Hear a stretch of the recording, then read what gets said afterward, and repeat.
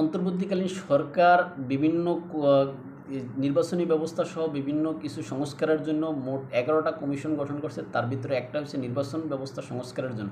সেই নির্বাচনী ব্যবস্থা সংস্কারের জন্য যে কমিশন তারা অনেকগুলো সুপারিশ এখানে পেশ করেছে। তার ভিতরে একটা হলো তারা নাবোর্ড ব্যবস্থা যুক্ত করতে চাচ্ছে। এখন এই নাবোর্ড ব্যবস্থা কিন্তু 2008 সালের 29শে ডিসেম্বর যে নির্বাচন বাংলাদেশে হয়েছে সেই নির্বাচনী ব্যবস্থায় অর্থাৎ যে আরপিও আছে সেই আরপিওর 31-এর 5 ধারা অনুযায়ী কিন্তু নাবোর্ড ব্যবস্থা প্রচলন ছিল। এখন নতুন করে তারা বর্তমানে যে নাবোর্ড ব্যবস্থা আনতেছে এটার সাথে ওইটার সাথে পার্থক্য ছিল। 2008 সালের যে নাবোর্ড ব্যবস্থা সেখানে ছিল যে সারা বাংলাদেশের সকল ব্যালট পেপারে কিন্তু নাবোর্ড ব্যবস্থা প্রচলন ছিল। কিন্তু 2026 সালে যে নির্বাচন হওয়ার কথা সেই নির্বাচনে কিন্তু শুধুমাত্র যেখানে একক প্রার্থী থাকবে সেখানে নাবোর্ড হবে, অর্থাৎ একই দেশে দুই নীতি হলে এটা আসলে মানুষ মেনে নেবে বলে আমি মনে করি না। এখানে যে কোনো জায়গায় যে কোনো ব্যক্তি তার নাবোর্ড দেওয়ার অধিকার আছে বলে আমি মনে করি।